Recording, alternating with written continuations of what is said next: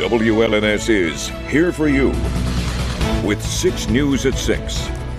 New information tonight on the person of interest in a double homicide where 2 bodies were found in a freezer.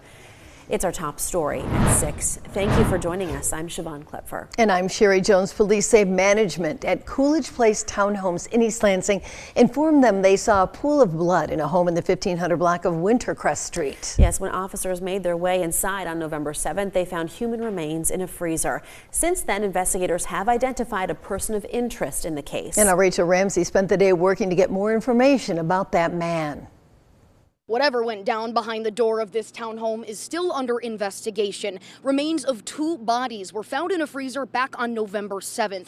Police say this is one of the most complex cases they've been a part of, but they are slowly finding out more. It was identified that a person of interest was to be investigated. Police say 37-year-old Jason Bryce Wirawat is that person, but that subject has been confirmed to be deceased. Search warrants show Wirawat took his own life in Detroit back in July. So 2 bodies in a freezer and a dead person of interest. So we have to rely on the evidence that has been collected. Search warrants also show police want to look into hard drives and computers found in what is believed to be Wirawat's bedroom, along with his DoorDash and Amazon accounts and a camera found in a different bedroom. It's so hard to figure out what happened, and I really hope we get some clarity on this soon. As we learn more information, so does neighbor Andrew Whitney. He says he's been trying to wrap his mind around the whole situation. Every time we get more information, we're just left with more questions. He watched as investigators carried items out of the townhome. I saw a lot of damaged things come out, cracked and broken computer screens. Even still,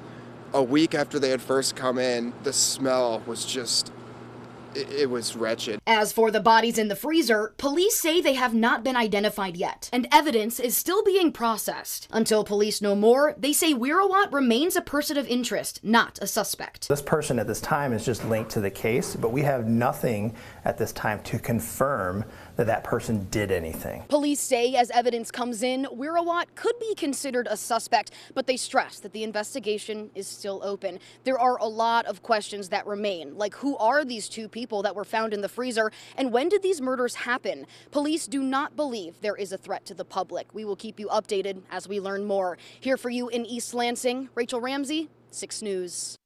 All right, Rachel, thank you so much for that. And if you had any contact with Wirawat or have any information on this case, contact the East Lansing Police Department.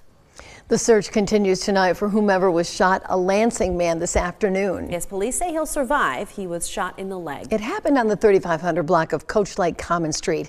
That's on the far southwestern part of town, just inside the city limits near the I-96 ramp to South MLK. When police arrived, they found a man whose leg was injured and a U-Haul van with bullet holes on the side. So far, no arrests have been made.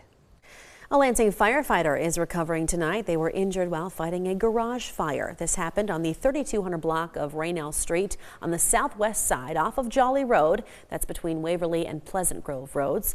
Fire crews tracked down a fire in a garage and even tore out portions of the walls to put it out. Overall, the fire was contained to the garage and living room. Nobody was home at the time.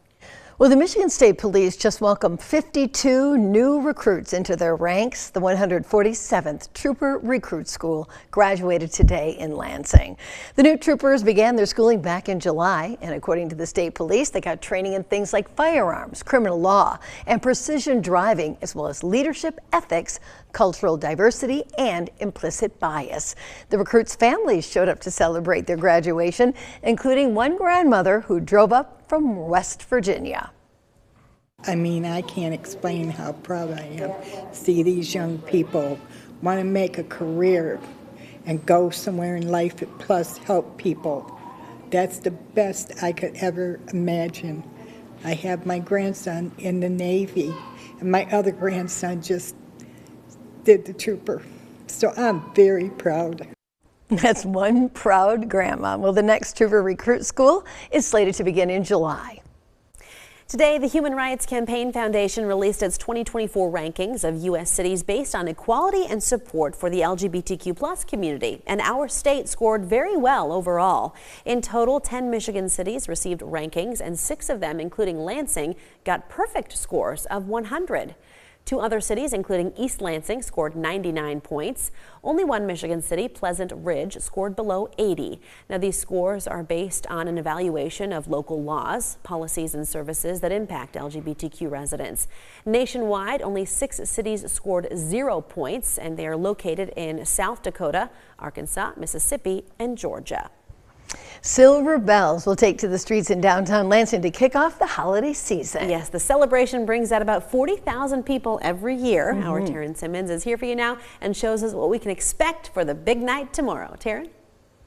Sherry Siobhan, event organizers say roads close around 4 o'clock and that there's plenty of city parking, so no one should miss out on any of the fun festivities.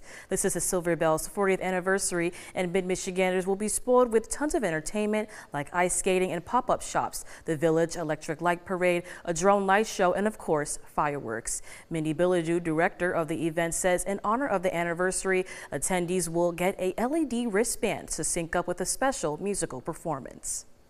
10,000 people. They will be synced to David Archuleta's performance, the drone show, add more lights and more festive fun to the event and really engage a huge number of people to be more part of the show. Bilodeau also encourages patrons to sign up for the Silver Bells 5K at 9 a.m. The celebration starts at 5 p.m. and the show ends with fireworks display over the Capitol. Thank you, Taryn. We look forward to it. And of course, Lansing will shut down many streets around the Capitol building for Silver Bells. There are too many lists here for you, but parking restrictions began today, and basically all the major roads around downtown will close over the course of the day tomorrow, especially southeast of the Capitol building. And if you do have any business in downtown tomorrow, you might want to give yourself plenty of time and be ready to walk a few extra blocks to reach your destination. From Storm Tracker 6, this is Weather First, sponsored by Auto Owners Insurance. Simple human sense.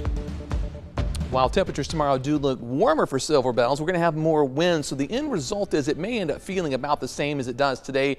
Dress appropriately. It will be a bit on the chilly side. Between now and then, though, we've got a few snowflakes to get through this evening. And boy, this morning started out quite snowy across the area. Ground was warm, and that really limited accumulations, but it sure was pretty coming down, gets you in the mood for the upcoming holiday season. Our friend Amanda captured this shot, and this really, isn't that gorgeous? You got the Capitol in the background, the snowflakes coming down. Pretty, right? That's a good looking shot. Love to see those, and especially when I got up, the snow was already melting, which made it even nicer. No shoveling to do. To feature your holiday or snowfall pictures on our newscast, just head to our website, WLNS.com/share and upload those. Here's the time lapse, and watch the grassy area in front of the Capitol and the rooftop where you can see at least some snowfall on the ground, a light dusting across most of the area. But just as soon as the sun was up, boy, that snow melted really quickly as temperatures climbed back into the upper 30s, and we mixed with some rain showers this afternoon.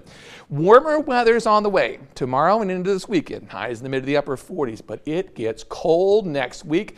We could have close to a week where we're below freezing the entire time as some really chilly air appears to be on the way. Satellite and radar today, some leftover snow showers or light rain showers with temperatures near the freezing mark. Watch out for a slick spot. Tomorrow morning, quiet weather at 7 o'clock. Well, there is going to be a slight chance, 20-30% chance of a pop-up shower tomorrow evening for parade time, but overall, I'm not too worried about rain. It's more so the wind we have to contend with. Then it's the weekend, our storm system's pushing away, so quiet weather, but still lots of clouds around for Saturday, and those clouds will likely stick around into Sunday as well. Now a look at the wind forecast. As we head through tomorrow afternoon, parade time, 5:30, 6 o'clock, wind gusts could be 20 to 30, maybe a little bit higher, so it will be quite breezy. Tomorrow evening, winds will start to die down, and by Saturday morning, it really starts to improve. Temperatures currently very close to the freezing mark for most locations of the Mid-Michigan Skyview network. On the McLaren cam, temperatures at 34 degrees, calm winds, humidity 93%. In Grand Ledge, still a bit of a break in the cloud cover, temperature at 34 degrees, humidity 90%. Wind gust today was up to 20 miles per hour. On the Jackson cam, we've got a wind chill of 29, winds currently sustained at 5 miles per hour. And finally in Hillsdale, no snow falling, but our current temperature at 32 degrees. Peak wind today, that was up to 24 miles per hour. Tonight's forecast, look for mostly cloudy skies and an early evening snow shower. Temperatures near the freezing mark for the overnight lows. By 7 o'clock, we're already in the upper 30s. Lots of wind tomorrow and high temperatures in the upper 40s by 4 o'clock. The 6-day forecast over the weekend, cloud cover, temps in the mid-40s. Rain showers Monday, couple flurries Tuesday and Wednesday. And then as we head into the Thanksgiving time frame, snow showers appear to be a good bet with really cold weather, highs in the upper 20s and low 30s, even some teens for lows as we head into the following week. So it is going to change in a big way. Not that today wasn't cold, but just wait. Yeah. Teens. My kids are excited. They were so excited to see the snow this morning. Oh, yeah. Well, I think we all are for their first snow. It's magical. Did they want to go out and go sledding? Not yet. They knew there wasn't enough, but you know, they had their hands in it.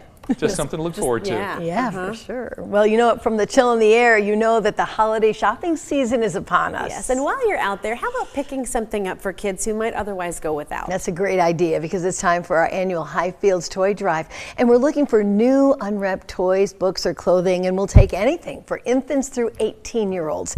You can drop off your donation right here at the WLNS TV6 studios in Lansing or at any participating Ford dealerships. And you can do that anytime through December 15th. The Highfields Toy Drive is just one more way that 6 News is here for you. Well, Pete Hoekstra is getting nominated to serve as U.S. Ambassador to Canada, but that will leave a power vacuum in the Michigan Republican Party. We'll take a closer look next. Thanks for watching 6 News at